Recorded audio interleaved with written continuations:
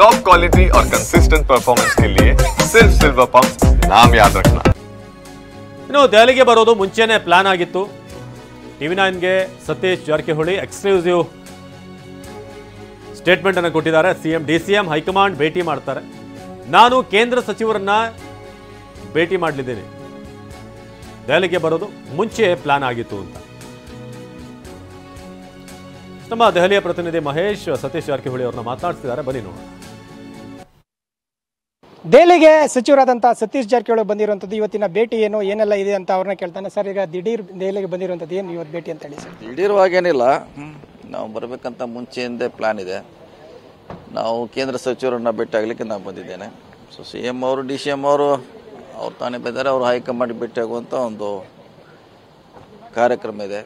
So ಅವ್ರ ಕಾರ್ಯಕ್ರಮ ಬೇರೆ ಇದೆ, ನಮ್ಮ ಕಾರ್ಯಕ್ರಮ ಬೇರೆ ಇದೆ.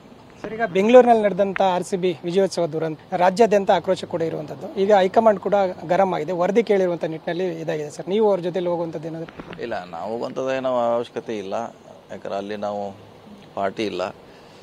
ಸೊ ಸ್ವಾಭಾವಿಕವಾಗಿ ಇಂಥ ಘಟನೆ ಆದಾಗ ಅದನ್ನು ವಿವರಿಸೋದು CM ಅವರ ಕರ್ತವ್ಯ ಆಗಿದೆ. ಬಹುಶಃ ಅದ್ರ ಬಗ್ಗೆ ಯಾಕಾಯಿತು, ಏನಾಯಿತು, ಏನೇನು ಕ್ರಮ ಕೈಗೊಂಡು ಅಂತ ಬಹುಶಃ ಹೇಳ್ತಾರೆ ಅವ್ರಿಗೆ. ಸರ್, ಈಗ ಇವರು ಇದರನ್ನೆಲ್ಲ ನಡುವೆ ಸರ್ ಈಗ ಸಾಕಷ್ಟು ಒಂದು ಆರೋಪಗಳು ಕೇಳಿ ಬರ್ತದೆ. ಅಂದರೆ ಒಬ್ಬರ ಮೇಲೆ ಒಬ್ಬರು ಆರೋಪ ಮಾಡ್ತಾ ಇದ್ದಾರೆ ಸರ್. ಇಲ್ಲಿ ಸರ್ಕಾರ ವೈಫಲ್ಯತೆ ಇದು ಕಾಣ್ತಾ ಇಲ್ವ ಅಂತೇಳಿ. ವರದಿ ಬರಲಿ, ವರದಿ ಬಂದ ಮ್ಯಾಗ ಯಾರು ವೈಫಲ್ಯ ಇದೆ, ಯಾರ್ದು ತಪ್ಪಿಸ್ತಾರಂತ ಕಂಡು ಬಂದರೆ ಮುಂದೆ ಸರ್ಕಾರದ ಬಗ್ಗೆ ಆ್ಯಕ್ಟ್ ಮಾಡ್ತಾರೆ. CM ಕೂಡ ಹೇಳಿದ್ದಾರೆ ಸರ್, ಚಿನ್ನಸ್ವಾಮಿ ಕ್ರೀಡಾಂಗಣದಲ್ಲಿ ನಡೆದಂಥ ದುರಂತಕ್ಕೆ ಸರ್ಕಾರ ಹೊಣೆ ಅಲ್ಲ, ನಮ್ಮದು ಜವಾಬ್ದಾರಿ ಇಲ್ಲ, ಸರ್ಕಾರಕ್ಕೂ ಕೂಡ ಮುಜುಗರ ಆಗಿಲ್ಲ, ಹೀಗಾಗಿ ನಾವು ಹೊಣೆ ಅಲ್ಲ, ವಿಧಾನಸೌಧ ಬಳಿ ನಡೆದಂಥದಕ್ಕೆ ಮಾತ್ರ ನಾನು ಹೇಳಿದ್ದೆ ಅನ್ನೋದು ಕೂಡ ಅವ್ರಿಗೆ ವಾದ ಸರ್. ಹೇಳಿದ್ದಾರೆ, ಅದು ಹೇಳಿರ್ಬೋದು. ಒಂದೊಂದು ಸಂದರ್ಭದಲ್ಲಿ ನಾವು ಒಂದು ಸಾರಿ ಹೇಳಲಿಕ್ಕೆ ಹಂಗೆ ಸಮಸ್ಯೆ ಉದ್ಭವ ಆಗುತ್ತದೆ.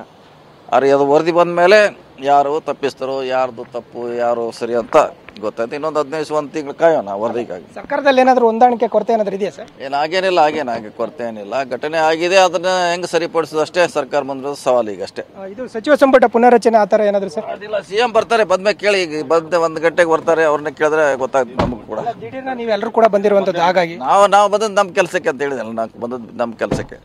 ಓಕೆ, ಇದಿಷ್ಟು ಸಚಿವರಾದಂಥ ಸತೀಶ್ ಜಾರಕಿಹೊಳಿ ಅವರು ಮಾತಾಡಿರುವಂಥದ್ದು. ಕ್ಯಾಮ್ರಾ ಪರ್ಸನ್ ಅಜಯ್ ಜೊತೆ ಮಹೇಶ್, TV9 ನವದೆಹಲಿ.